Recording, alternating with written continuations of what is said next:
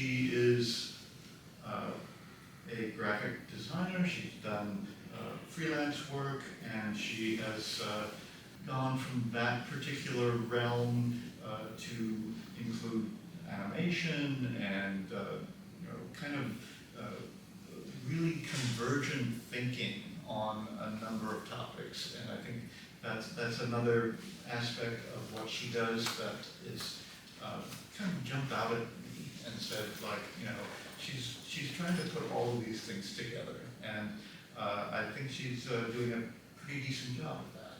So I'm going to turn it over to Kalisha, and she will walk you through organizing for collaboration. Hello, everyone. I am so grateful to be here. Hello, hello. So my name is Kalisha. My agency name is KG Media, so if you guys ever need anything, please KG.com. It is graphic design, instructional design, animations, tutorials, you name it. So I've gotten to work with some pretty cool clients, and that is what put me through school.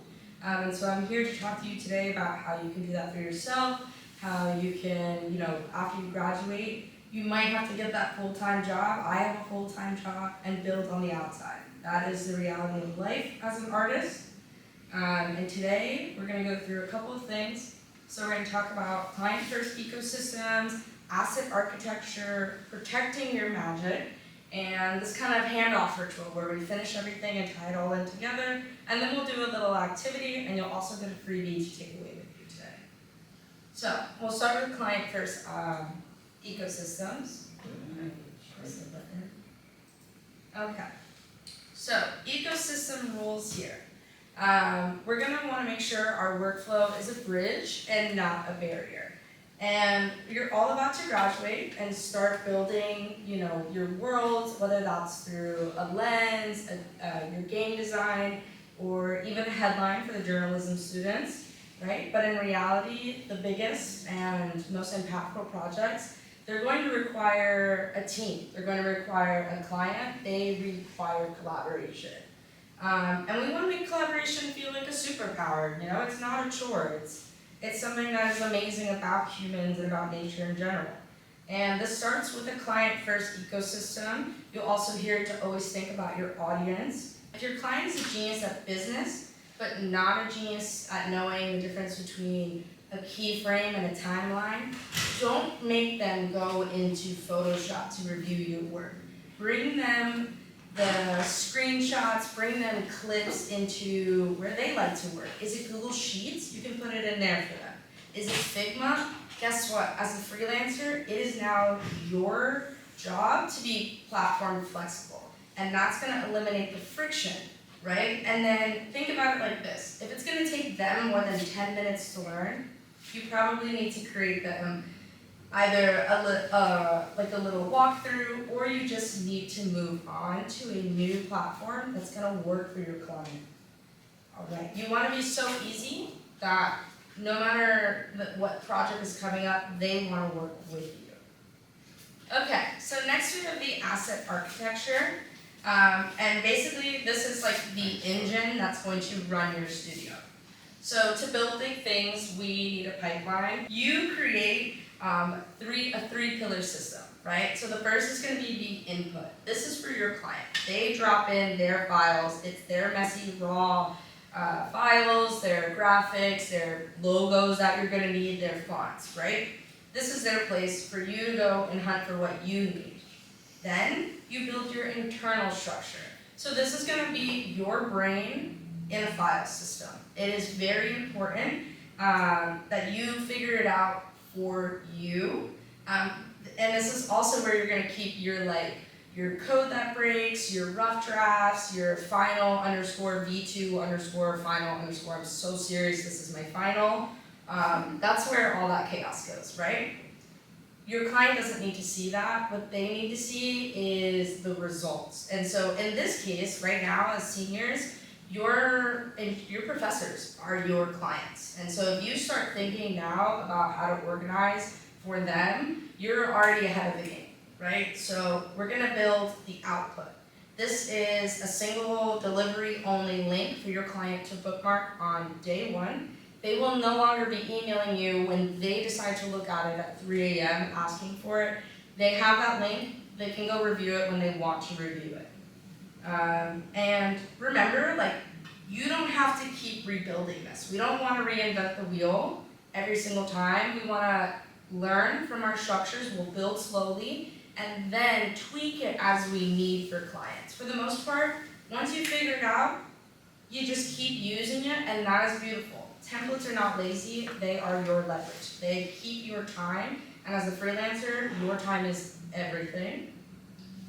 And that's why you're gonna wanna protect your magic. So this is your creative, like, legal safety net.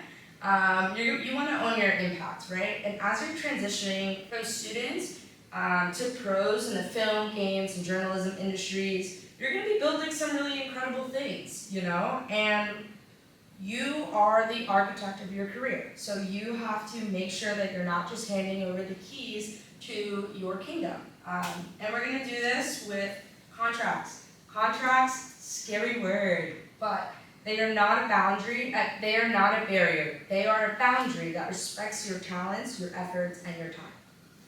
So you're gonna look for like 3 things. I like to call this the keys rule, so it's easy to remember.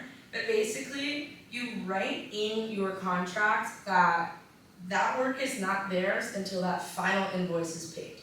That protects you. So yeah, you have to send that deliverable, there's no way around that. But you put in that contract language, hey, until this is paid, you can't actually use this. You also want to make sure your portfolio rights are in there, or proprietary rights. That's another one to look out for.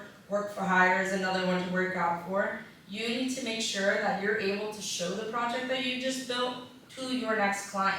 That is the only way to get hired in this game. That is why every single one of your teachers are saying, where is your portfolio? It's not because they don't like you, it's because they love you and they need you to have that portfolio ready.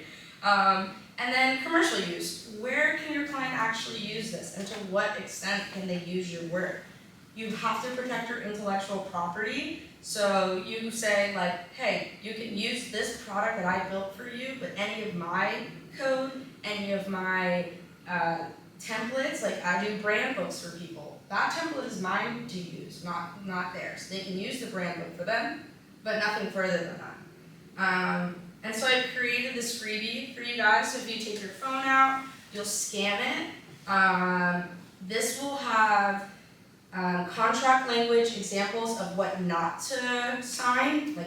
If you can work somewhere else, work somewhere else. What you can include for yourself. Of course, I am not a legal professional, so please vet this, okay? This is for educational purposes only, but the other thing is some legal resources, and this was your wonderful Dr. B's idea, some legal resources that are local. Some are pro bono, some do cost, but please feel free to scan that. And this is your takeaway from the presentation. So Adobe Express has QR codes, so when you guys are doing your takeaway for your big senior project this semester, here's an idea for you. But I want you to find an attorney who specializes in creators. A lot of them do free chats, like consultations is what they're called, or they even sell templates, and you can kind of change them out. Honestly, AI is going to be in our lives. You can work with AI to find the language and to find resources, but I really recommend getting with a legal professional. That is going to be what saves you. You have spent about 4 years working on your craft, honing it in, so let's make sure with these contracts that you're protecting yourself and making sure the world respects you and your craft as much as I do and as much as we all do in this class. Okay, so we're at the finish line. This is your handoff ritual. You've protected yourself, you've gotten paid, you did the project, hoorah. The project's done, it looks amazing. But we're not just going to send them a download link and an invoice and say goodbye. No, we're going to finish this with a ritual. We're going to leave them with a wow. And we can do this in a couple of ways. So I say do a visual walkthrough because we have people who like to learn differently. This visual walkthrough, you can take your video, transcribe it, and take screenshots. Now you have a written SOP to go with it. wow, 2 ways for your clients to learn. You are happy, they are happy. And basically just saying like, hey, here's where your files are, here's how to use this animation. For my clients specifically, I create tutorial suites for them. They're gonna post it on a schedule. So I show them, hey, for this week, look for this date, grab this video file, grab this caption, upload it here. And then they're able to see, one, this was created for their project, but it's done very quickly. And they can pass it off to their virtual assistant, which they most likely have. And why do we do this? So because people learn differently, but also because it protects your time. Someone is not coming to you 3 weeks later when they finally get around to the posting schedule, because you can tell people what to do, but they might not do it, right? You've already counted on their time being done, but they're back, they have questions. You don't want to burn this bridge. But if you have this, you're less likely to get all those questions later, taking more of your time. Now we have a closing activity. I think it would be great for you guys to do it, but of course, you are your own individual. We're going to do a current workflow audit. So I would say, let's get real for a second. I want you to grab either your phone, you're already on your laptop, open your notes app, or just grab a piece of paper if you have one. And we're gonna do like a 5-minute like little workflow checkup on one of the biggest things on your plate right now, which is probably your senior project. If you have another project that you're working on, feel free to use it for this as well. But for step 1, I want you to list every software that you're using for this project. So that could be your array of Adobe products, that could be the game engines you're using, it could be the cloud drives, or like that one DM you sent yourself on TikTok because that like tutorial was absolutely gonna save your project. Write that whole stack down. We're gonna do that for like a minute. Okay. I love the thumbs up. Okay. So now I want you to think about your file structure in step 2, okay? So where does everything live? Do you have, for example, my last animation was called name of progress. So my main file was name of progress. Then I had audio files. Then I had animatics, then finished animated scenes, right? So what is your file structure? I know, that's the part where it's like most people just have a giant file and they dump everything in and then they hope and pray and then they spend 20 minutes scrolling looking for something. But like your time is so valuable. And this is where step 3 is gonna come in, right? I want you to start on that list or like make a highlighted or whatever on whatever you're using. Where could I say to you, hey, Jacob, who keeps giving me the thumbs up, where's that car honking sound? Where's that specific quote? Can you pull that for me right now? If you can do it in 30 seconds, put a star next to it. Otherwise, we're gonna talk about